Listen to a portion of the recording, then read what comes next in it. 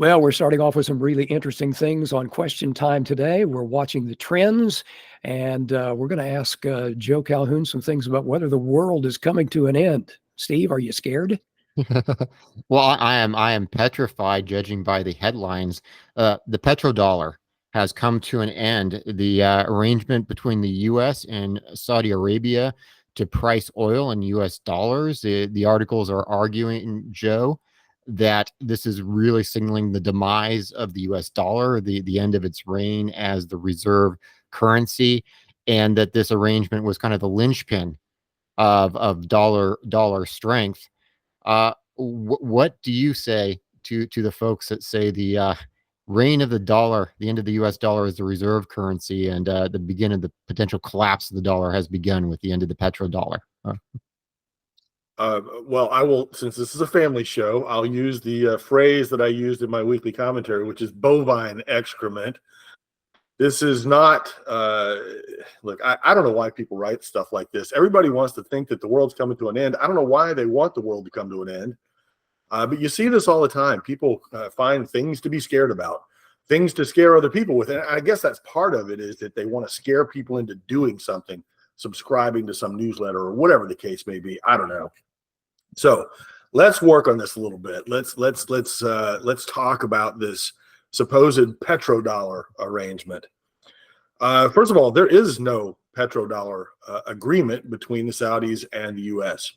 Supposedly, this agreement was back in 1974 between Nixon and I guess King, was it Faisal or Fahd? I guess at the time, I'm not sure. And it was an agreement that said that the Saudis would price oil only in dollars. Well, I'm not sure why they would agree necessarily to that, but the point is that there is no agreement. It is 50 years since 1974, but that's about as close as this gets to the truth. There was an agreement, which actually wasn't revealed until 2016, that said that the Saudis would buy U.S. treasuries, but it doesn't say that they have to buy all U.S. treasuries or anything like that. But it did say that they would buy treasuries, and in exchange, the United States would agree to sell them military equipment and military expertise. That's nothing more than an arrangement that's very common with any of our allies. And regardless of how you feel about Saudi Arabia, in a sense, they have been an ally. We've been their ally for a very, very long time. That agreement, though, and I suppose if that ended, even that wouldn't make any difference. Look, you got to realize that back in the 1970s, as oil prices rose, which, I mean, oil was a couple of bucks a barrel, I think $3.50 in 1971 or something like that, and it rose to $40 by 1980. So you did have this big rise in the dollar price of oil. Most of that was driven by the drop in the dollar. The dollar fell. We came off of Bretton Woods in 71. The dollar fell. And obviously, the price of oil went up in terms of dollars because the value of the dollar went down. That's what inflation is, by the way. We talk about this all the time. Inflation is about the devaluation of your currency. So I've always joked that the Saudis raised the price of oil, and they did the embargo because when they went to London, they couldn't buy as many hookers and as many bottles of whiskey because their dollars weren't worth as much anymore. And so they decided they needed a higher price. Now, that's a joke, but I think one rooted maybe in some truth there too. The bottom line is that the price of oil went up for a variety of reasons in the 1970s, and the dollar price of oil went up. Look, I will say too that after the supposed agreement was signed, I would point out that the Saudis continued to sell oil and priced in pounds for at least a year after the supposed agreement was signed. So I'm not sure where people believe this came from. Look, the bottom line is this: in the 1970s, all these dollars are flowing into Saudi Arabia, and it doesn't even matter. It doesn't matter if it was dollars. All this capital is flowing into Saudi Arabia because they're selling oil at a higher price. So what are they going to do with these dollars? Well, they didn't have any choice, really. They got to put them in some place that could absorb them. The United States at the time was the only place that was big enough, and our markets in the Treasury market, for instance, was the only markets that were big enough to absorb the amount of capital that the Saudis were accumulating from selling oil. So it's not a matter of there was an agreement. It was just reality. It's what they had to do. So that's first of all. Listen, I think that there's a whole bunch here that people don't understand. about the oil market and about how the Saudis and the United States work on this. I'll just point out one thing. We hear about the Saudi Aramco. Saudi Aramco is the Saudi Arabian National Oil Company, right? Except Aramco stands for Arabian American Oil Company. This is, and by the way, the Saudi Aramco was not even owned fully by the Saudis until 1980. Until that time, Aramco was a partnership essentially between what was known as the Seven Sisters. And actually, in this case, it was 4 of the 7 sisters.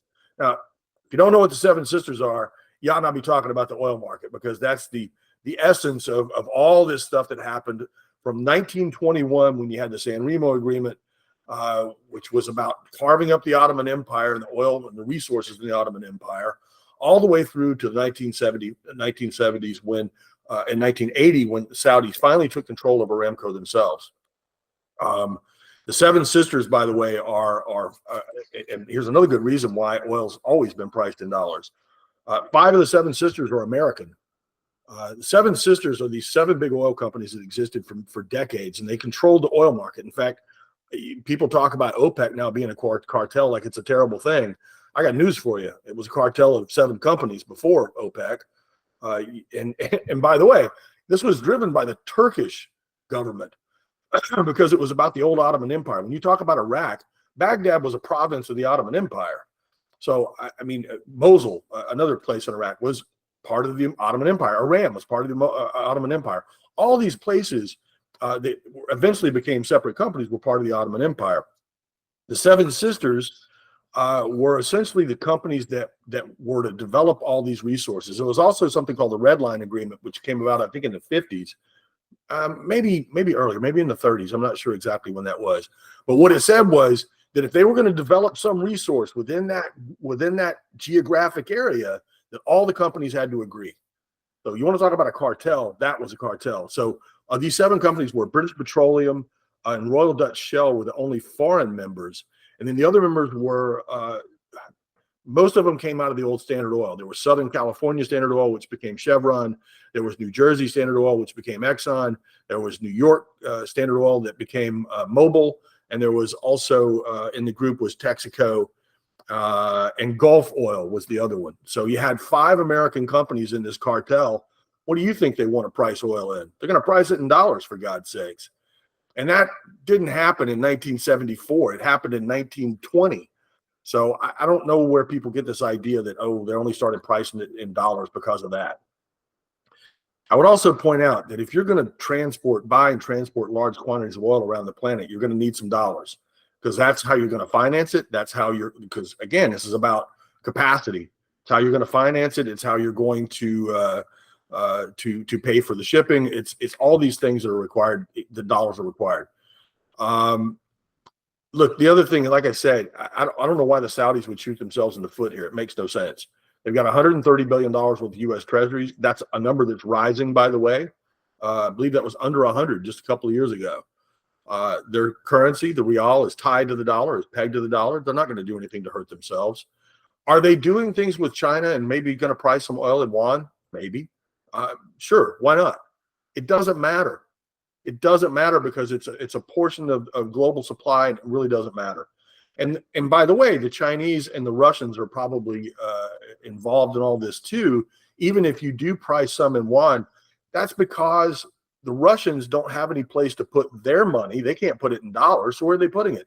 Why do you think China just sold 50-year yuan bonds? Who do you think bought them? They got bought by the Russians. So now the Russians are long yuan too. So maybe they're going to price some oil in yuan or something like that. I don't know. But this is all about geopolitics. It doesn't have anything to do with any agreement expiring or anything like that. It is just the way the world works. And I'm not worried about the dollar coming to an end. The dollar is the reserve currency. It's not going to change right now. Look, all reserve currencies eventually end. The British pound was the reserve currency of the world prior to the United States dollar, and it ended. But you know what? It held around for several hundred years prior to that. I don't know how long the dollar will be the reserve currency, but for now, it is what it is, and it's the global currency. So if you have any questions for Joe, Petrodollar, or anything else, put them in the comment section down below.